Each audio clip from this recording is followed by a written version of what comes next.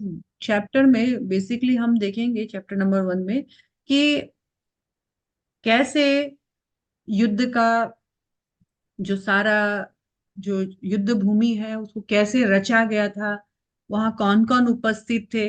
और अर्जुन और सारे पांडव कुरु जो है वहां युद्ध करने पहुंच चुके थे, लेकिन अचानक से अर्जुन के मन में आता है कि मैं अपने स्वजनों को कैसे मारूं, और वो युद्ध से पीछा हटना चाहता है।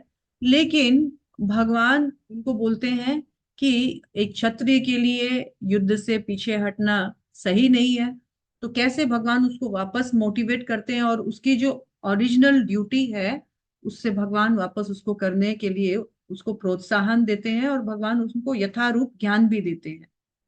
कभी कभी लोग कहते हैं कि भगवान ने अर्जुन को उत्सुकाया युद्ध के लिए, और भगवान चाहते तो अर्जुन से युद्ध टला सकते थे, युद्ध को टाला जा सकता था। लेकिन कल हमने देखा था कि युद्ध करना पांडवों का शौक नहीं था, कृष्ण का शौक नहीं था कि वो युद्ध करे। युद्ध करना उनकी मजबूरी थी, क्योंकि यहाँ पर दुर्योधन आदि धृतराष्ट्र के जितने भी दुर्बुद्धि पुत्र थे, उन्होंने, क्योंकि क्षत्रिय को रूलिंग करना, राजपाट करके अपना दिनचर्या पालन करना उनके लिए कंपलसरी है। अब राजा अगर राजपाट नहीं करके खेती करे तो कहाँ शोभा देता है। राजा चाहे एक छोटे से गांव का ही राजपाट संभाले, लेकिन राजा शासन कार्य करता है। जब पांडवों को उनका हक, हस्तिनापुर पर उनका हक था, राजगद्दी पर उनका हक था, लेकिन जब पांडवों को उनका हक से वंचित किया गया, और पांडव गण बहुत अपने बहुत धर्म से और स्वभाव से बहुत दयालु थे और भगवान के भक्त भी थे। वो कुछ भी ऐसा कार्य नहीं करना चाहते थे जिससे कि अधर्म का या कोई भी चीज आउट ऑफ प्रिंसिपल जाए। इन्होंने बहुत रिक्वेस्ट की कि हमें हमारा मिलना चाहिए, राजपाट मिलना चाहिए। पहले तो उनको राजपाट नहीं दिया जाए उसके लिए बहुत व्यवस्था की गई, तो उनका राजपाट छीन लिया गया। उनके साथ बहुत अत्याचार हुआ, लक्षागृह में उनको जलाया गया, इनको कभी विष देने की भी कोशिश की गई। फिर बड़े हो गए हैं तो अभी चाहिए तो द्रुत कीड़ा यानी जुआ चौपड़ में शकुनी मामा की मदद से जुआ चौपड़ में इनका सब कुछ छीन लिया गया। और छीनने के बाद इनको फिर अज्ञातवास के साथ पूरे 13 साल वन में भटकना है। और एक साल जो लास्ट का साल था अज्ञातवास, वो इतना कड़ा था कि इन पांचों को, इवन कुंती महारानी छहों को, इवन द्रौपदी को, सातों को एक साथ अगर किसी ने देख लिया या किसी एक को भी देख लिया और पहचान लिया कि ये पांडवों के वंशज हैं, तो उनको उनका वापस से रिपीट हो जाएगा, फिर से 13 साल उनको भोगना पड़ेगा। तो इतना कड़ा इनकी व्यवस्था इतनी अच्छी थी कि इतने लोगों में से तो किसी न किसी एक को तो पहचान ही लिया जाएगा। अगर एक को भी पहचान लिया जाएगा तो इनका जो ये जो सजा है फिर से रिन्यू हो जाएगा, फिर से उतना ही कड़ा साल, उतने ही कड़े दिनों तक, कड़े वर्षों तक उनको वनवास, और फिर एक साल अज्ञातवास। फिर उस अज्ञातवास में अगर फिर पहचान लिया किसी ने, फिर पकड़े गए, फिर वापस रिव्यू। ऐसा व्यवस्था किया गया था कि ये किसी भी तरीके से इस राज सिंहासन तक पहुंच ही नहीं सके, और तब फिर बूढ़े हो जाएंगे, मर जाएंगे, तो गद्दी अपनी है। लेकिन फिर भी भगवान श्री कृष्ण की कृपा जिस पर है, जाको राखे साईया मार सके ना कोई। जिसके साथ भगवान है, इम्पॉसिबल भी पॉसिबल है। ये एक प्रमाण है कि इतना मुश्किल अज्ञातवास भी भगवान की सुंदर व्यवस्था और भगवान के आशीर्वाद के साथ इन सातों ने सुंदर तरीके से काटा। और फिर क्या हुआ? फिर ये आए राजपाट मांगने के लिए। नहीं, अब भी कहाँ राजपाट दिया जाए। अधर्मी ऐसे ही होते हैं, जैसे भी एट एनी कॉस्ट उनको अधर्म ही अच्छा लगता है, असुरी प्रवृत्ति। अब तो युद्ध ही एक विकल्प था, फिर भी कृष्ण लास्ट ऑप्शन में कृष्ण स्वयं गए और संधि कराने के लिए, दोनों के बीच में म्यूचुअल अंडरस्टैंडिंग कराने के लिए।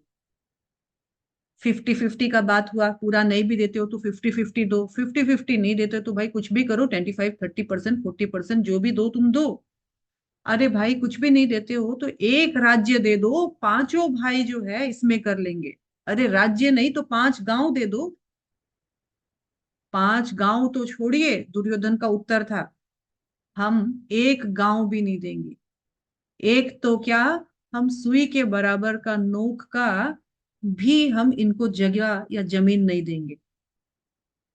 अब क्या किया जाए? उन्होंने कहा कि क्षत्रिय का धर्म तो यही है कि वो राजपाट करे। तो दुर्योधन ने फिर पलट के उत्तर दिया, अगर राजपाट ही करने का शौक है तो युद्ध से जीते, युद्ध से हासिल करे राजपाट, और फिर अपना शौक पूरा करे। विकल्प में अब कुछ नहीं है, अब एकमात्र विकल्प है युद्ध करो। अपने हक के लिए, धर्म का पालन के लिए और धर्म की व्यवस्था बनाए रखने के लिए युद्ध करो। इस तरह से युद्ध जो है हुआ। अब इस युद्ध में सब पहुंच गए हैं।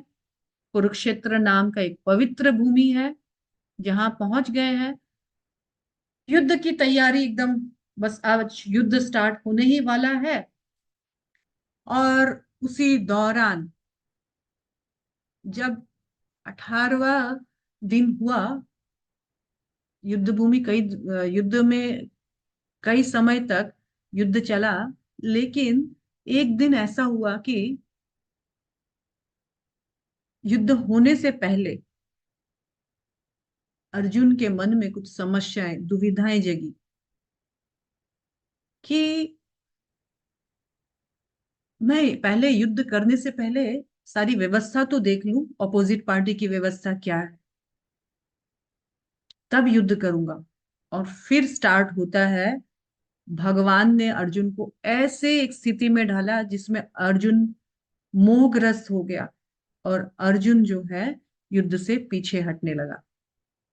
तब भगवान ने अर्जुन के माध्यम से हम जीवों पर कृपा करने के लिए भागवत गीता सुनाई, जिससे कि अर्जुन के साथ हम सब अपने कर्तव्य पालन में पीछे ना हटे और कर्तव्य को करते हुए कैसे हम भगवान का, धर्म का ये जो पालन है, आज्ञाओं का, इनको कर सके। भगवत गीता कभी ये नहीं सिखाती है या भगवान ने कभी ये नहीं सिखाया कि अपने धर्म को या अपना जो कर्तव्य है उसको छोड़ दो, कर्तव्य का पालन नहीं करना है। बल्कि आप देखेंगे इस चैप्टर नंबर 1 में अर्जुन अपने कर्तव्य को छोड़ करके भाग रहा था, मुंह मोड़ रहा था, धर्म के नाम पर अर्जुन भगोड़ा बन रहा था। लेकिन भगवान ने उनको बोला, ऐसा नहीं कर सकते, आपको अपना ड्यूटी समझना होगा और करना होगा। जब कुरुक्षेत्र के युद्ध में सब एकत्रित हो गए थे, जमा हो गए थे, तब धृतराष्ट्र जो है उन्होंने अपने मंत्री संजय से अपने महल में बैठ करके एक प्रश्न किया। धृतराष्ट्र युद्ध भूमि में नहीं गए थे, कुरुक्षेत्र में नहीं गए थे, धृतराष्ट्र हस्तिनापुर में ही थे और उनके साथ उनका प्रिय मंत्री संजय भी था। क्यों नहीं गए? धृतराष्ट्र तो राजा था उस वक्त। क्योंकि धृतराष्ट्र अंधे थे और अंधा व्यक्ति कभी भी युद्ध नहीं कर सकता है, इसीलिए उनको महल में ही रहना पड़ा। और उनके बिहाफ में राजा का पद अभी धृतराष्ट्र का जो बड़ा पुत्र है दुर्योधन, वो होल्ड कर रहा है और वो उनके बिहाफ में लड़ रहा है। लेकिन धृतराष्ट्र अपने पुत्र के मुंह में इतना अंधा कि उसको युद्ध का एक एक पल का निरीक्षण करना है, जानकारी चाहिए। ऐसा नहीं है कि आज युद्ध खत्म हो गया तो शाम को कोई सैनिक आया तो पूरा ब्यौरा दिया, नहीं, ऐसा नहीं है। Hand to hand, dot to dot मुझे इंफॉर्मेशन चाहिए। क्या करूं, मैं युद्ध स्थल में जा नहीं सकता और मैं एक एक मिनट का इंफॉर्मेशन भी चाहिए मुझे। उसने बुद्धि लगाई, मेरे गुरुदेव को बुलाया जाए। सुना है गुरुओं में बहुत शक्ति होती है, वो कुछ भी कर सकते हैं। क्यों ना मैं अपने गुरु से प्रार्थना करूं कि वो मुझे कुछ ऐसे दिव्य आंखें, यानी कुछ एक ऐसा स्पेशल पावर दे मेरी आंखों में कि मैं यहाँ हस्तिनापुर में बैठ करके भी कुरुक्षेत्र के युद्ध को लाइव देख सकूं, टेलीकास्ट को। जैसे हम अपने घरों में यहाँ बैठ करके भी, इंग्लैंड में हो या कहीं भी हो, तो हम क्रिकेट, फुटबॉल आदि लाइव टेलीकास्ट देख सकते हैं। ये लाइव टेलीकास्ट पहले भी था। उन्होंने अपने गुरु को बुलाया, उनके गुरु व्यासदेव को बुलाया और रिक्वेस्ट की कि कृपया गुरुदेव, आपके लिए सब कुछ संभव है। मुकम करोति वाचलम पंगु लंघायते गिरिम। मैंने सुना है जब गुरु कृपा करते हैं तो गूंगा भी बोलने लगता है, और जो चल नहीं सकता है वो भी पहाड़ लांग सकता है। तो कृपया मुझ पे भी कुछ कृपा करें और मुझे भी देखने की शक्ति दें। मैं यही इसी कुरुक्षेत्र, हस्तिनापुर बैठ करके ही उस कुरुक्षेत्र के भूमि का युद्ध एकदम डॉट टू डॉट देखना चाहता हूँ, संग संग सब कुछ जानना चाहता हूँ क्या हो रहा है।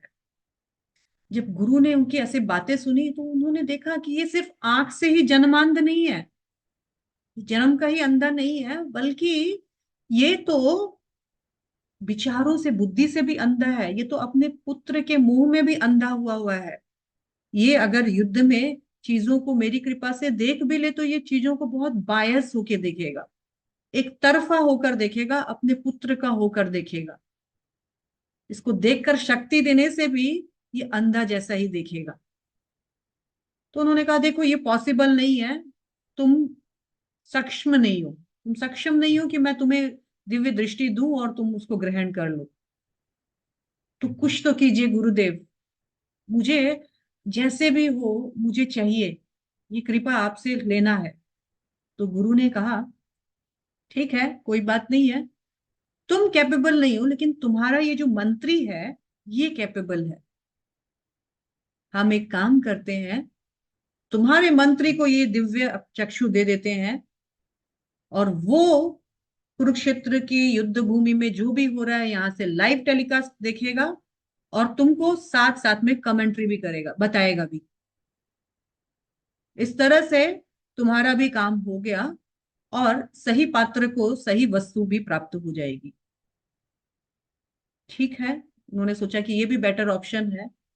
तो अपने गुरु व्यास की कृपा से संजय को भी भगवान की कृपा से, गुरु की कृपा से साथ साथ भागवत गीता का ज्ञान भगवान के श्री मुख से सुनने का अवसर प्राप्त हुआ। गुरु चाहे तो अपने शिष्य को बहुत बड़ी कृपा प्रदान कर सकता है। यहाँ एक हम ज्वलंत एग्जाम्पल देख रहे हैं। संजय ने अपने घर बैठे हुए, जैसे आज आप लोग अपने घर बैठे हुए हैं, जरूर भगवान की, आपके गुरु की, आचार्यों की कृपा हुई है कि घर बैठे ही आप लोग लाइव भगवत गीता सुन पा रहे हैं। बिना भगवान के, गुरु की कृपा के ये पॉसिबल नहीं है। तो संजय महात्मा देख रहे हैं और साथ साथ जो हमारे धृतराष्ट्र है उनको सुना रहे हैं। धृतराष्ट्र ने, ये भागवत गीता पहला जो श्लोका है वो एक प्रश्न से स्टार्ट होता है। धृतराष्ट्र ने संजय से एक प्रश्न किया। क्या प्रश्न किया, मैं पढ़ती हूँ, आप लोग सुनिएगा। इस तरह से आप सुनते सुनते और स्क्रीन को देखते देखते धीरे धीरे संस्कृत भी पढ़ना सीख जाएंगे। धृतराष्ट्र वाच, वाच मतलब बोल रहे हैं, पूछ रहे हैं, क्या बोल रहे हैं। धर्म क्षेत्रे कुरुक्षेत्रे समवेतायुयुत्सवः मामकः पाण्डवश्चैव किम अकुर्वत संजय। धर्म क्षेत्रे कुरुक्षेत्रे समवेतायुयुत्सवः मामकः पाण्डवश्चैव किम कुर्वत संजय। ओ संजय, धृतराष्ट्र ने कहा, हे संजय, धर्म भूमि कुरुक्षेत्र में युद्ध की इच्छा से एकत्र हुए मेरे तथा पांडु के पुत्रों ने क्या किया। हमें पता चल गया धृतराष्ट्र और संजय का नरेशन क्यों चल रहा है। एक्चुअली तो भगवत गीता में कृष्ण और अर्जुन का ही नरेशन था, लेकिन यहाँ धृतराष्ट्र और संजय का भी नरेशन का कारण ये है कि गुरु की कृपा हो गई। और अब धृतराष्ट्र जो है बड़ा आतुर है, बड़ा जिज्ञासु है, एकदम एकदम उत्साहित है, हक्का बक्का सा है कि अपने मंत्री से पूछ रहा है, जल्दी से देख के बताओ मुझे क्या बताना है। तो धर्म भूमि कुरुक्षेत्र में युद्ध की इच्छा से एकत्र हुए मेरे और पांडु के पुत्र अभी क्या कर रहे हैं, ये बताओ मुझे। अरे, अगर किसी के सामने खाने की प्लेट दी गई है और पूछे वो क्या कर रहा है, तो ऑब्वियसली खा ही रहा होगा ना। तो युद्ध की तैयारी कर रहे हैं, लेकिन इतना इतना ये ओवर इंप्रेसिव क्यों है, इतना जिज्ञासा क्यों भरा पड़ा है इसके अंदर, क्या कर रहे हैं जल्दी बताओ। तो इसका उत्तर भी ये खुद ही दे रहे हैं। क्या बोल रहे हैं? धर्म क्षेत्र कुरुक्षेत्र। अरे, वो जो कुरुक्षेत्र जहां ये लोग एकत्रित हुए, इकट्ठे हुए हैं ना, युद्ध सभा, युद्ध की इच्छा से जो इकट्ठे हुए हैं, धर्म क्षेत्र, वो कुरुक्षेत्र जो है वो धर्म क्षेत्र है। धर्म क्षेत्र मतलब वहां धार्मिक क्रियाएं होती है। अहरनिश वो धर्म के क्षेत्र के हिसाब से वो बहुत फेमस है। हम देखते हैं यहाँ स्क्रीन में, यहाँ पर बताया गया है, महाभारत में वर्णित धृतराष्ट्र तथा संजय की वार्ता इस महान दर्शन के मूल सिद्धांत का कार्य करते हैं। माना जाता है कि इस दर्शन की प्रस्तुति कुरुक्षेत्र के युद्ध स्थल में हुई है, जो वैदिक युग से पवित्र तीर्थ स्थल रहा है। कुरुक्षेत्र एक तीर्थ स्थल है। कैसा तीर्थ स्थल? तो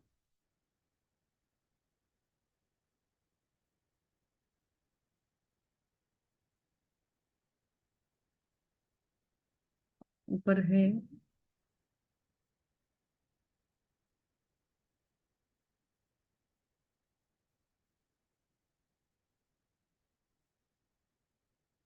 पवित्र तीर्थ स्थल है। धर्म क्षेत्र शब्द सार्थक है क्योंकि कुरुक्षेत्र के युद्ध स्थल में अर्जुन के पक्ष में श्री भगवान स्वयं उपस्थित थे। जहां भगवान उपस्थित हैं, वो जहां भगवान जाते हैं, वो जगह अपने आप में ही क्या बन जाता है? तो तीर्थ स्थान बन जाता है। जहां भगवान के चरण कमल पड़ते हैं, जहां भगवान उपस्थित रहते हैं, वो स्थान तीर्थ स्थान रहता है। भगवान वृंदावन गए, वो तीर्थ स्थान है। भगवान द्वारिका गए, तो वो तीर्थ स्थान है। भगवान जहां जहां घूमते हैं, जहां जहां भगवान विचरण करते हैं, जहां जहां उनके चरणों के पद चिन्ह के छाप रहते हैं, वो स्थान तीर्थ स्थान है। क्योंकि भगवान स्वयं उपस्थित है। और इससे पहले भी स्वर्ग के जो देवी देवता है, विशेष करके उस स्थान पर जाते थे। किस स्थान? कुरुक्षेत्र में। स्पेशली जब सूर्य ग्रहण, चंद्र ग्रहण वगैरह होता था, या उनको कोई कोई बड़ा बड़ा यज्ञ अनुष्ठान करना होता था। तो इस तरह से ये वैदिक काल से ही कुरुक्षेत्र जो है कोई छोटा मोटा जगह नहीं था। वहां स्पेशली लोग धर्म कर्म तीर्थ आदि करने के लिए जाते थे। अब धृतराष्ट्र जो है ये बोल रहा है धर्म क्षेत्र कुरुक्षेत्र, मतलब देखो, ये कुरुक्षेत्र जो है एक धार्मिक स्थल है।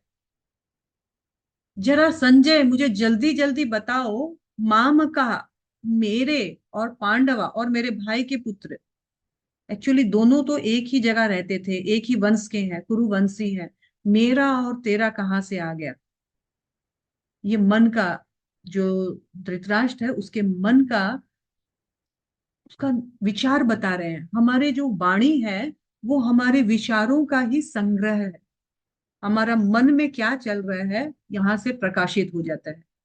यानी इतनी ग्रोस वे में धृतराष्ट्र के अंदर अपने पुत्र और भाई के पुत्र के बीच में भेदभाव था। उन्होंने कहा, मेरे और पांडु के पुत्र इस धर्म क्षेत्र के प्रभाव में कहीं आकर धार्मिक तो नहीं बन गए हैं मेरे कपटी पुत्र? कहीं उन्होंने ये तो नहीं बोल दिया है, नहीं नहीं छोड़ो, क्या युद्ध करना है, और हम छोड़ देते हैं, इनका राजपाट था, इनको ही मिलना चाहिए, हमको युद्ध नहीं करना है। कहीं मेरे बेटों पर धर्म का प्रभाव तो नहीं पड़ गया है? या कहीं मेरे बेटे कंप्रोमाइज में तो नहीं आ गए ना? नहीं नहीं नहीं, 50-50 कर लेते हैं, छोड़ो ना। या पांडवों के ऊपर, ये तो ऑलरेडी धार्मिक थे, धर्म क्षेत्र जाकर के और धर्म का प्रभाव पड़ गया, या पांडवों ने कह दिया कि ठीक है, कोई बात नहीं है, हम लोग एक काम करते हैं, राजपाट तुम करो, हम लोगों को नहीं चाहिए, हम लोग जंगल जा रहे हैं। और कहीं फिर ये कुछ साल बाद लौट कर नहीं आ जाए वापस मांगने के लिए। तो वो चाहते थे इस बार युद्ध हो और पांडव मर जाए और मेरा बेटे लोग का परमानेंट राजपाट हो जाए। तो वो बोल रहे हैं कि कहीं इस कुरुक्षेत्र नाम के जो धर्म क्षेत्र है जहां मेरे और पांडु के बच्चे युद्ध की इच्छा से इकट्ठे हुए हैं, जरा बताओ अभी वो क्या कर रहे हैं, उनके बीच क्या चल रहा है, कहीं कंप्रोमाइज वम्प्रोमाइज तो नहीं हो गया है ना। इस उत्सुकता से वो पूछ रहे हैं। भागवत गीता एक क्वेश्चन से स्टार्ट हुई है, एक प्रश्न से। हम सबके जीवन में भी एक क्वेश्चन रहता है, क्या सही है, क्या गलत है, मैं क्या कर रही हूँ, मुझे क्या करना चाहिए। यहाँ तक कि सुबह सुबह उठते भी हैं तो एक कॉमन प्रश्न से सबका आंख खुलता है। वो कॉमन प्रश्न क्या है? कितना आज बजा? क्या बनेगा। कितना बजा है? टाइम क्या हुआ है? क्यों? क्योंकि जब उठते ही टाइम पता चलता है तो पता चलता है कि मैं लेट हो गया, तो हमारी गाड़ी उस हिसाब से भगानी पड़ती है। अभी टाइम है, अभी और सोया जा सकता है, तो हम थोड़े स्लो डाउन हो जाते हैं।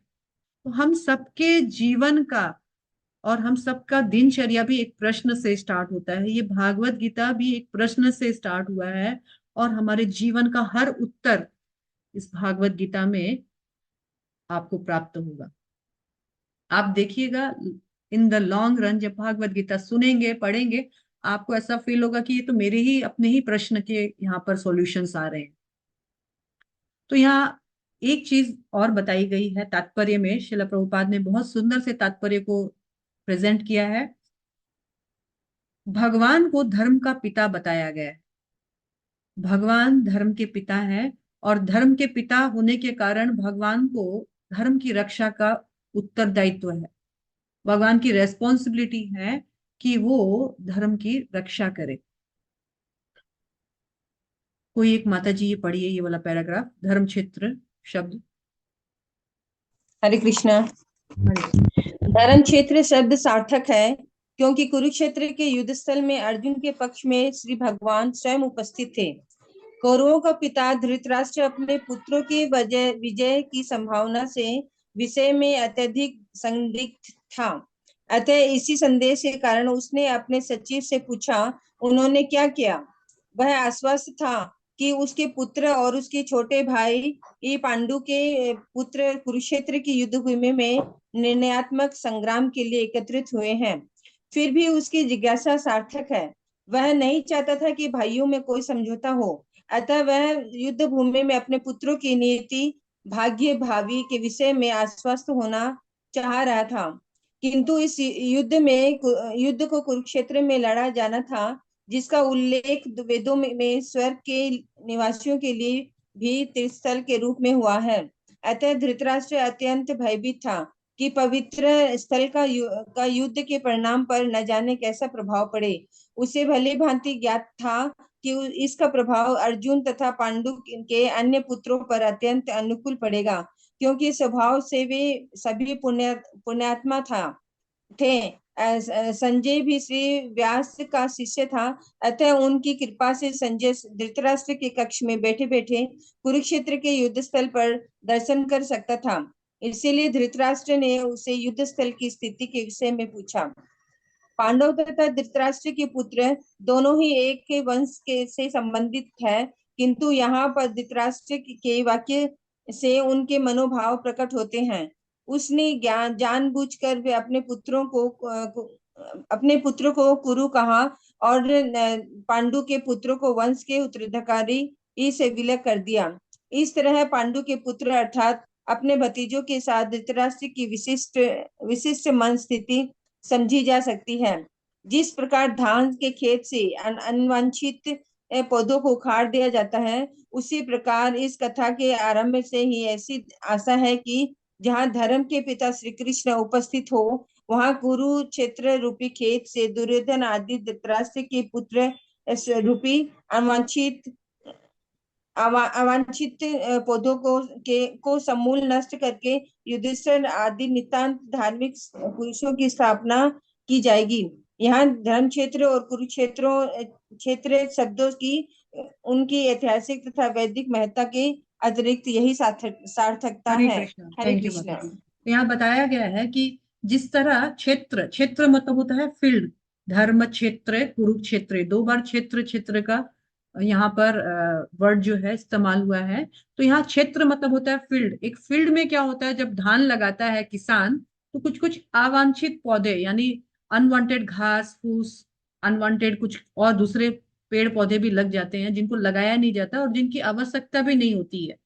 लेकिन एक कुशल किसान क्या करता है, तो जब वो छोटे छोटे होते हैं तभी धान के साइड में जितने भी अन्य अवांछित पौधे हैं, झाड़ वगैरह जो भी है, उनको वो उखाड़ देता है, बढ़ने नहीं देता है, ताकि जो मेन चीज है धान, वो अच्छे से बढ़ सके। तो भगवान धर्म के पिता है, वो अभी धर्म क्षेत्र में है, कुरुक्षेत्र में है। वो भी जो अवांछित पौधे यानी जो पापी लोग हैं, उनको इस कुरुक्षेत्र के खेत से, भूमि से यूं उखाड़ के फेंक देंगे, समूल नष्ट कर देंगे, पूरा उखाड़ के फेंक देंगे, काटेंगे नहीं, काटने से तो फिर बढ़ जाएगा ना। भगवान पूरा का पूरा जड़ से अधर्मियों को हटा देंगे, ताकि जो धार्मिक पुरुष हैं, वांछित पौधे, उनकी स्थापना हो सके। भगवान आते ही हैं इसीलिए। जब जब धर्म का हानि होता है और अधर्म का बढ़ावा होता है, तब तब भगवान धर्म की रक्षा के लिए आते रहते हैं। Okay, shloka number 2। Sanjay watch दृष्ट्वा तु पाण्डवानीकं व्यूढं दुर्योधनस्तदा आचार्यम् उपसंगम्य राजा वचनम अब्रवीत्। संजय ने कहा, हे राजन, पांडु पुत्रों द्वारा सेना की व्यूह रचना देखकर राजा दुर्योधन अपने गुरु के पास गया और उनसे यह शब्द कहे। यहाँ बताया गया है कि जब प्रश्न किया गया संजय से, तो अभी संजय उवाच, संजय वापस उत्तर दे रहे हैं।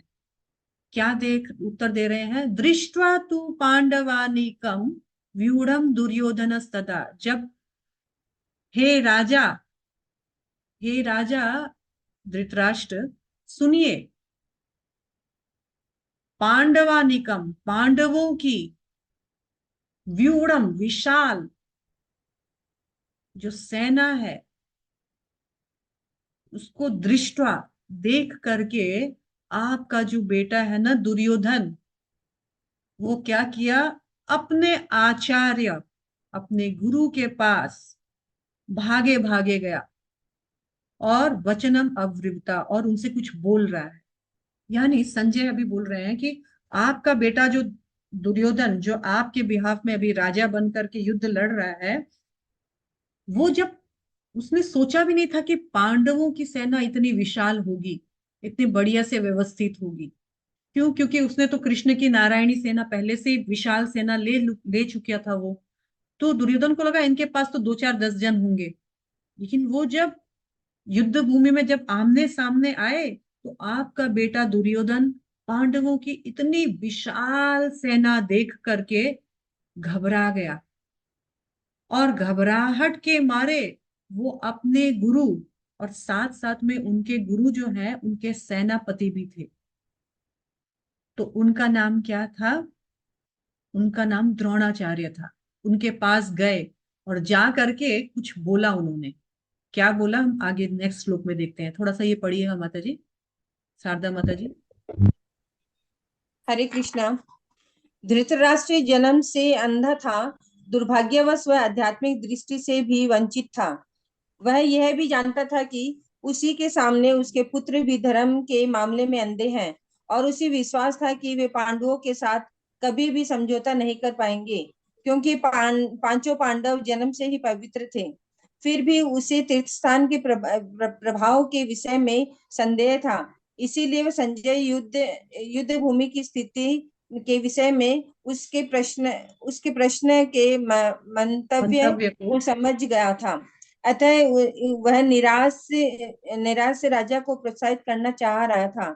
उसने उसने उसे विश्वास दिलाया कि उसके पुत्र पवित्र स्थान के प्रभाव में आकर उसी किसी प्रकार का समझौता करने नहीं जा रहा है।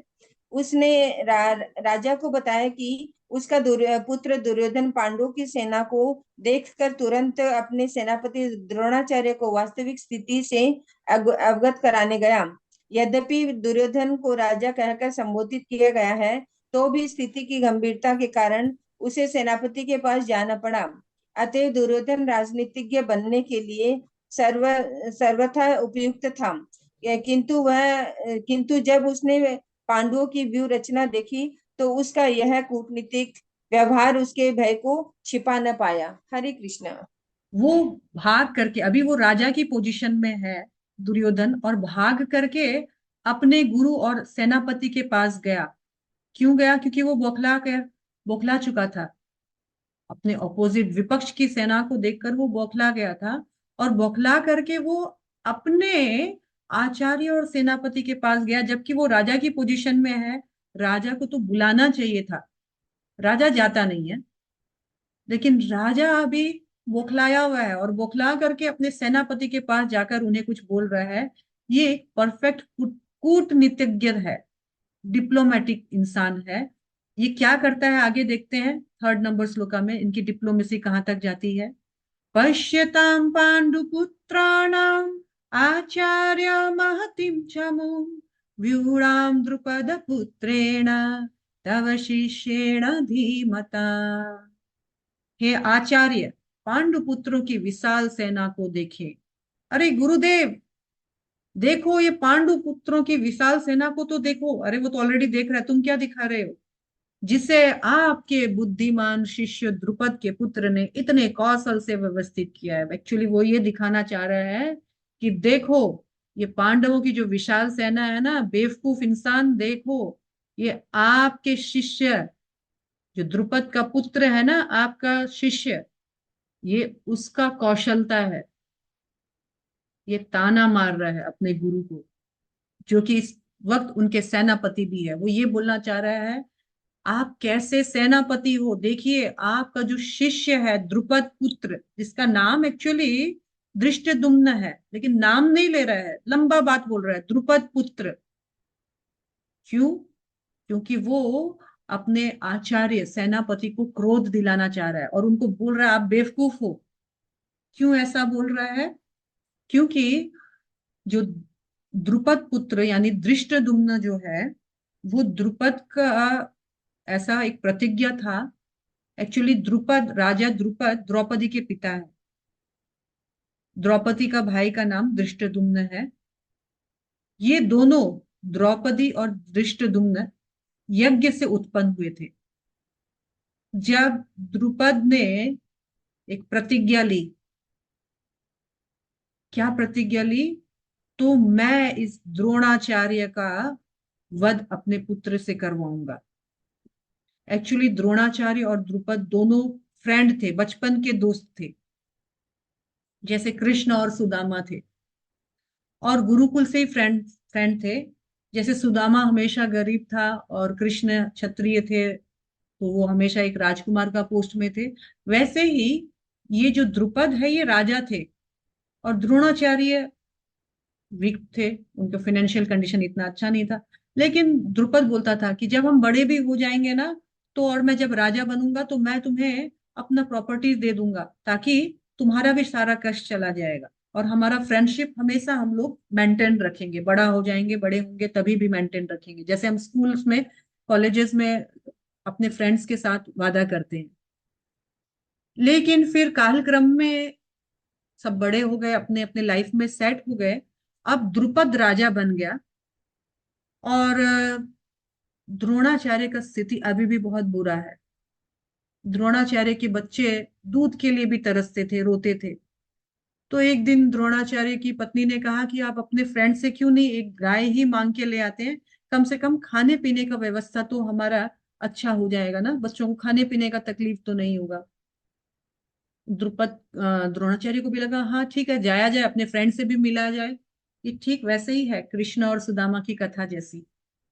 सुदामा भी गए कि ठीक है मित्र से मिलते हैं। लेकिन सुदामा को बिल्कुल भी कॉन्फिडेंस नहीं था कि उनके मित्र उनको पहचानेंगे या उनको वेलकम करेंगे। द्रुपद को बिल्कुल कॉन्फिडेंस था कि मेरा मित्र मुझे देखते ही गले तो जरूर लगाएगा, और बड़े कॉन्फिडेंस के साथ वो गए। हरे कृष्ण माता फिर जी, द्रोणाचार्य को ना। जी, द्रोणाचार्य को बिल्कुल कॉन्फिडेंस था कि मेरा मित्र द्रुपद जो है मुझे देखते ही पहचान लेगा। लेकिन उधर जब हम सुदामा की बात करते हैं और कृष्ण की, सुदामा को बिल्कुल कॉन्फिडेंस नहीं था। उसको लगता था कि कहाँ कृष्ण, कहाँ मैं, मुझे पहचानेगा भी कि नहीं पहचानेगा, वो मुझे मिलेगा कि भी नहीं मिलेगा। इधर अब द्रोणाचार्य पहुंच गए द्रुपद के पास, और द्रुपद पहचानने से भी इनकार कर दिया। जब उनके सेना सेना के लोग बोले कि आपका ऐसे एक फ्रेंड आया है, निर्धन है, आपको फ्रेंड बताता है कि आपका फ्रेंड है, द्रुपद पहचान तो गया एक ही बार में, पर वो ऐसा प्रिटेंड किया, नाटक किया, कौन फ्रेंड, नहीं नहीं ऐसा कोई व्यक्ति मेरा फ्रेंड नहीं है। पर द्रोणाचार्य ने बहुत एम्फोसिस किया, तो बोला कि ठीक है बुलाओ। जब हम कृष्ण सुदामा के बारे में जब बात करते हैं, तो कृष्ण सुनते ही प्रिटेंड नहीं किए। कृष्ण क्या किए, नंगे पांव राजमहल छोड़ करके गए, गेट पर पे उनको वेलकम करने के लिए गए थे, है ना। फ्रेंडशिप भी होना चाहिए तो कृष्ण के साथ होना चाहिए, क्या ये संसारिक लोगों के साथ। आप देखिए कैसा है द्रुपद का उसके साथ व्यवहार। द्रुपद के पास उस ब्राह्मण को लाया गया, द्रुपद ब्राह्मण को देखकर प्रणाम करना, कृष्ण ने तो प्रणाम किया, पांव धोए, ये सब तो छोड़ो, वो तो पहचानने से इनकार कर दिया, कौन हो तुम। अरे द्रुपद तुम मुझे नहीं पहचानते, मैं तुम्हारा फ्रेंड। कौन सा फ्रेंड, कैसा फ्रेंड। दोस्ती तो बराबरी वालों में होती है, तुम्हारी और मेरी क्या बराबरी। मैं राजा तुम रंक, क्या बराबरी है तुम्हारी और मेरी। चले जाओ मेरे पास से। और सुनो सैनिकों, ये अगर ठीक तरीके से नहीं जाए तो इसका बेइज्जती करके इसको घर से, यहां से धक्के मार के बाहर निकालो राज्य से। द्रोणाचार्य ने कहा नहीं नहीं कोई बात नहीं है, पर मैं इस बेइज्जती का बदला जरूर लूंगा। तो तुमने कहा ना कि बराबरी वालों में होती है फ्रेंडशिप, मैं तुम्हारे बराबरी का राज्य जरूर प्राप्त करूंगा तुमसे ही। इधर फिर एक लंबी कहानी है, हम छोटा में इसको समरअप करेंगे। तो कृष्ण ने क्या किया, द्रुपद ने क्या किया, द्रोणाचार्य को क्या मिला, और सुदामा को क्या मिला। अब आप देख सकते हैं कि कहाँ भगवान के साथ संबंध बनाने का रिजल्ट, और कहाँ संसारिक लोगों के साथ संबंध बनाने का रिजल्ट क्या होता है। द्रुपद बड़े इंसल्टिंग मूड से उनको भेज दिया, और अब द्रोणाचार्य के अंदर एकदम दुख कि मेरा फ्रेंड मुझे पहचाना नहीं, एक गाय ही तो मुझे चाहिए थी, लेकिन मुझसे हाल चाल पूछे बिना ही मुझे इस तरह से बेइज्जत करके उसने निकाल दिया। अब इसका बराबरी करना बहुत जरूरी है, इसी का आधा राज्य मैं इससे लूंगा। और फिर कालक्रम में क्या हुआ, तो लंबा एक स्टोरी है। ये जो द्रोणाचार्य है, अर्जुन यानी पांडवों के गुरुओं के गुरु बन गए। और अर्जुन ने जब कहा कि बताइए हमें क्या देना है, हम आपके लिए क्या कर सकते हैं गुरु दक्षिणा, तो बोले कि जाओ द्रुपद को पकड़ करके मेरे पास घसीटते हुए लेकर आओ। अर्जुन द्रुपद को पकड़ के घसीटते हुए जब लेकर आए, तो इन्होंने इन्होंने भी खूब अपमान किया इनका, और बोला कि अब क्योंकि तुम मेरे शरण में हो, तुम्हारा सारा राज्य मेरा है, लेकिन इसमें से मैं 50% राज्य खुद रखकर 50% राज्य तुमको दे देता हूं, जाओ आज के बाद तुम्हारी और मेरी बराबरी हो गई, लेकिन मैं तुम्हें अब अपना मित्र नहीं बनाऊंगा। और उन्होंने उससे पहले ही एक प्रतिज्ञा ले ली थी, जब वहां से आए थे पुकारते हुए, तो ब्राह्मण गुरु आदि का कभी भी, वैष्णवों का कभी भी दुआशीष नहीं लेना चाहिए। यहाँ इन्होंने, द्रुपद ने एक प्रतिज्ञा ली कि मैं एक अनुष्ठान करूंगा, सॉरी द्रोणाचार्य द्रुपद ने, सॉरी मैं गलत बोल गई। तो इनको 50% इनका राज्य लेकर के इनको भेज दिया। भेजने के बाद अब द्रुपद एक क्षत्रिय, इनका इंसल्ट किया गया है, ये भी कहाँ चुप बैठे, इन्होंने एक प्रतिज्ञा ली, मैं अपने अपमान का बदला लूंगा, इस दुर्योधन का वध मेरा पुत्र करेगा। और जब दुर्योधन का इस प्रकार से वध होगा, सॉरी दुर्योधन नहीं, द्रोणाचार्य का इस प्रकार से वध होगा, तब मेरी आत्मा को शांति मिलेगी। और उन्होंने एक यज्ञ अनुष्ठान किया। द्रुपद के यज्ञ अनुष्ठान से भगवान प्रसन्न हुए, और वहां से एक पुत्र और पुत्री प्राप्त हुए। पुत्र का नाम बिल्कुल। पुत्र का नाम धृष्टद्युम्न रखा गया, पुत्री का नाम द्रौपदी रखा गया। ये वही द्रौपदी है जो आगे अर्जुन की पत्नी बनेगी, पांडवों की पत्नी बनेगी। द्रौपदी का और एक नाम कृष्णा था। कृष्णा, कृष्ण, भगवान कृष्ण है, कृष्णा नहीं है।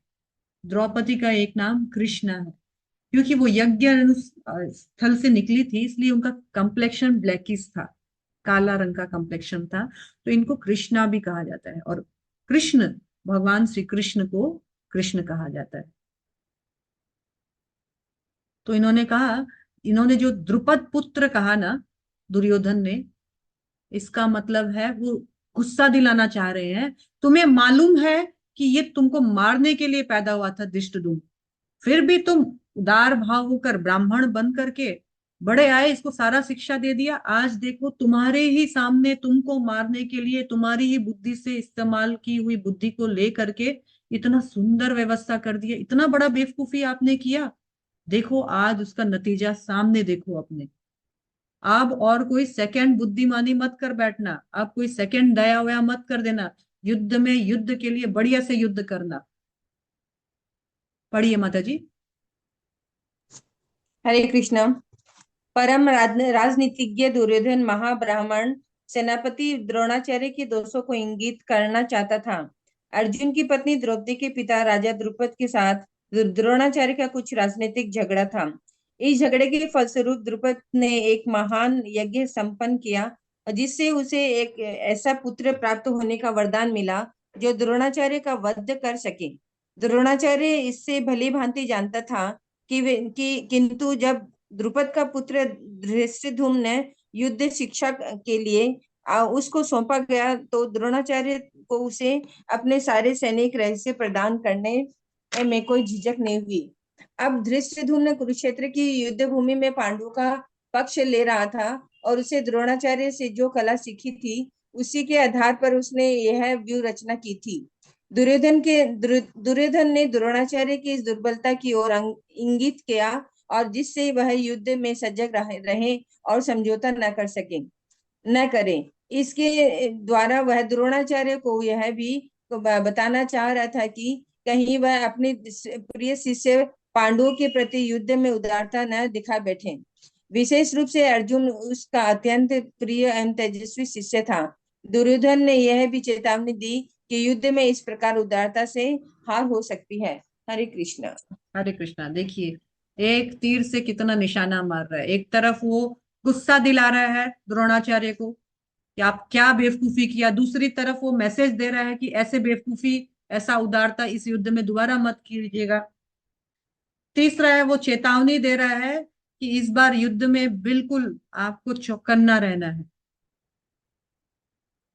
ऐसा कूटनीतिज्ञ था, लेकिन अपने गुरु को अपने ज्येष्ठों को उनकी गलती इस प्रकार दिखाना उचित नहीं है। उनसे गलतियां हो सकती है, लेकिन बड़े हम्बल तरीके से, विनम्र तरीके से उनसे बात करना है, ना कि उनके दोष के लिए उनको ताना मारना है या उनकी गलतियों को इंगित करना है।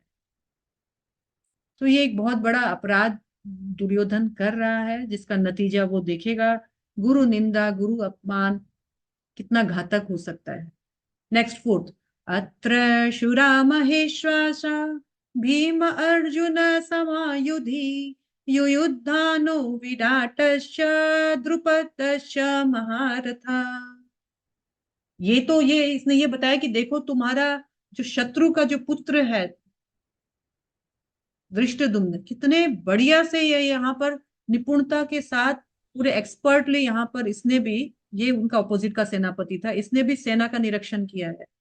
यही नहीं, इनके विपक्ष में, पांडवों के पक्ष में कितने योद्धा हैं देखिए।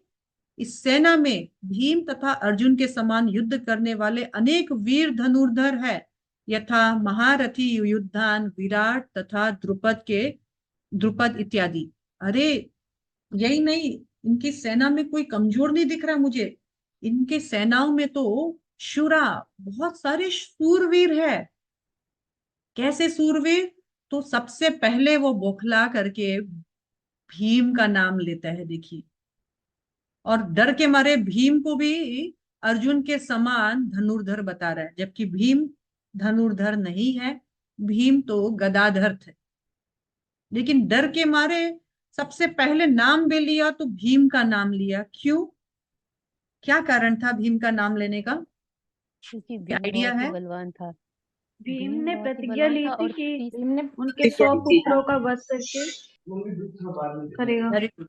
हाँ, भीम से इनको सबसे ज्यादा खतरा था।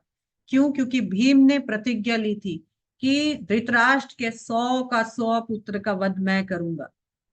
प्रतिज्ञा नंबर 2 उन्होंने लिया कि ये जो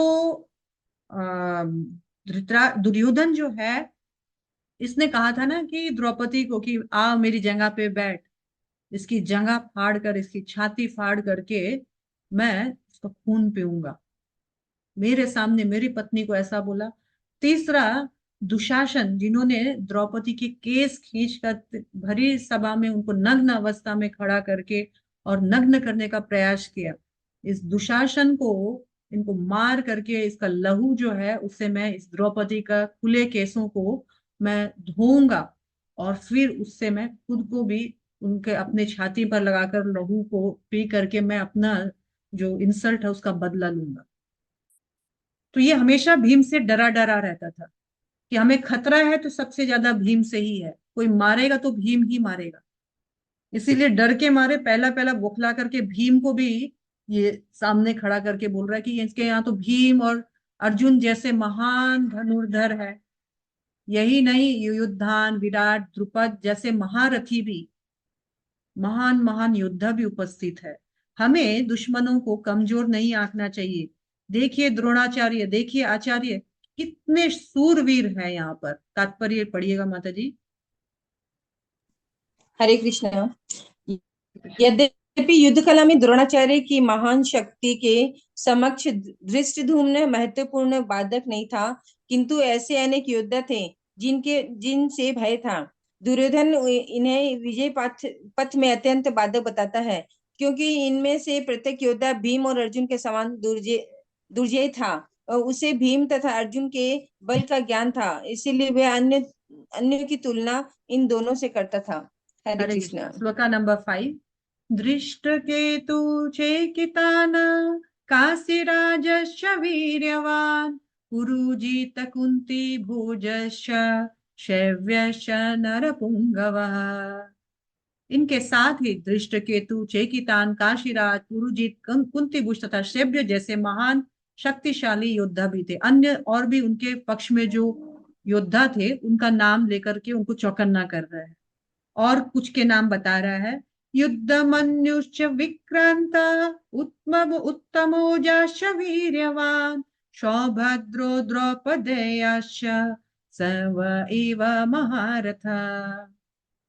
पराक्रमी युद्धमन्यु, अत्यंत शक्तिशाली उत्तमोजा सुभद्रा के पुत्र तथा द्रौपदी के पुत्र, ये सभी भी महारथी है और ये सब उनके साथ है। इनकी सेना का पावर तो देखिए, कितने पावरफुल लोग हैं इनके पास। इतना कुछ बोलने के बाद वो ये सोच रहा है कि कहीं मैं अपने सेनापति को निरुत्साहित तो नहीं कर दूंगा इनका ज्यादा गुणगान करके। और खुद को, वो इनको देख देख कर वो खुद भी निरुत्साहित हो रहे थे। उसको लगा अरे इतना है, हमारे पक्ष में कौन कौन है, तो वो देख रहा है। अस्माकं तु विशिष्टा ये तानि भुजादिजोत्तमा नायका मम सैन्यस्य संज्ञार्थं तानवव्रिमीते। किंतु हे ब्राह्मण श्रेष्ठ, आपकी सूचना के लिए मैं अपनी सेना के उन नायकों के विषय में बताना चाहूंगा जो मेरी सेना को संचालित करने में विशेष रूप से निपुण है। अब ये बोल रहे हैं, इनको खुद को भी ऐसा लग रहा, ओ माय गॉड, विपक्ष की सेना में इतने लोग हैं, जरा देखूं हमारे पास कौन है। खुद को भी उत्साहित करने के लिए और अपने गुरु को भी उत्साहित करने के लिए, सेनापति को भी उत्साहित करने के लिए ये बोल रहे हैं कि ब्राह्मण श्रेष्ठ, ऐसा नहीं है कि सिर्फ अपोजिट सेना ही इतनी पावरफुल है। आपकी सूचना के लिए मैं आपको बता देता हूँ कि हमारी सेना में भी बड़े बड़े नायक हैं। अच्छा, मुझे ये बताइए कि सेना नायक को, सेनापति को उनकी सेना के नायकों के बारे में बताने का क्या जरूरत है?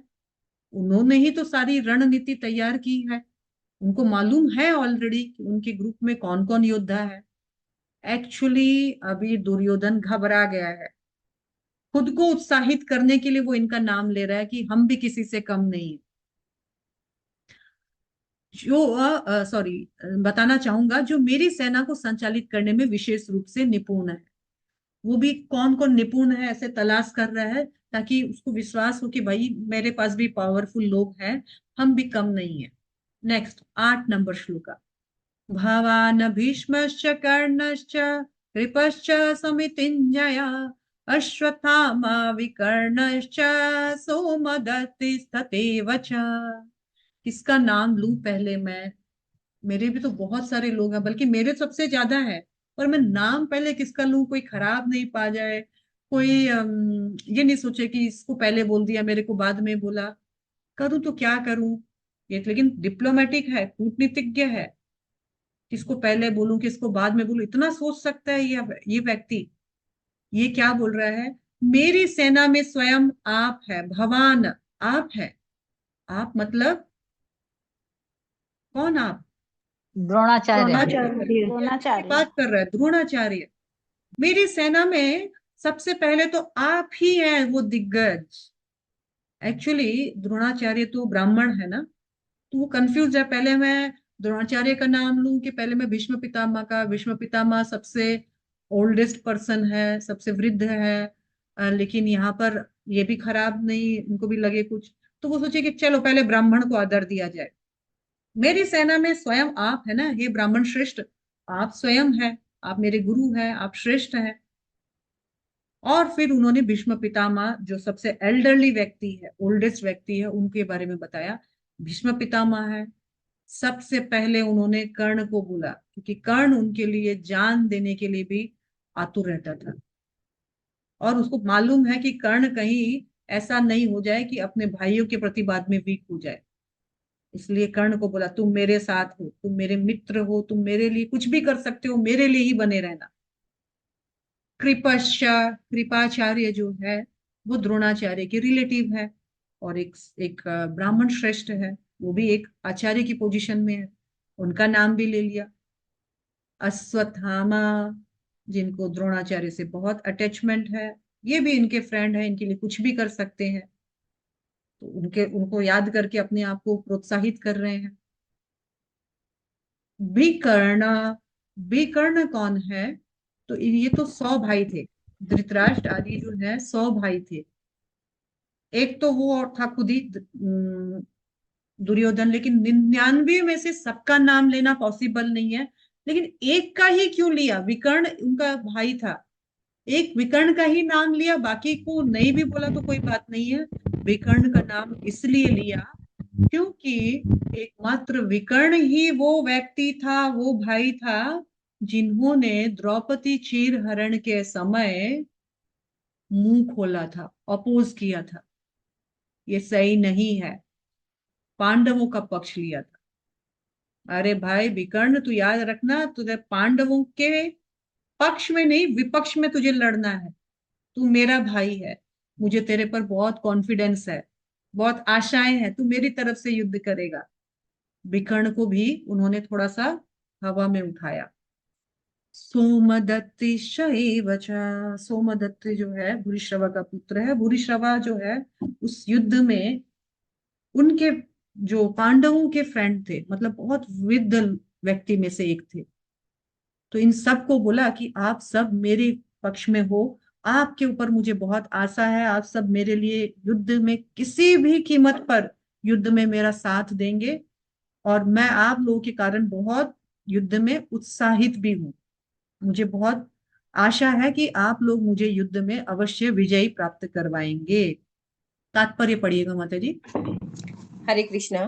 दुर्योधन उन अद्वितीय युद्ध वीरों का उल्लेख करता है जो सदैव विजयी होते रहे हैं। विकर्ण दुर्योधन का भाई है। अश्वत्थामा द्रोणाचार्य का पुत्र है। सोमदत्त या भूरिश्रवा बाहलिकों के राजा का पुत्र है। कर्ण अर्जुन का आधा भाई है, क्योंकि वह कुंती के गर्भ से राजा पांडु के साथ विवाहित होने के पूर्व उत्पन्न हुआ था। कृपाचार्य की जुड़वा बहन द्रोणाचार्य भी ब्याही थी। Hare Krishna. Hare Krishna. Thank you so much. Srila Prabhupada की जय। क्योंकि समय हो गया है, आज हम यहीं तक रखेंगे। नेक्स्ट क्लास नेक्स्ट वीक में डिस्कस करेंगे, और मैं आशा करती हूँ कि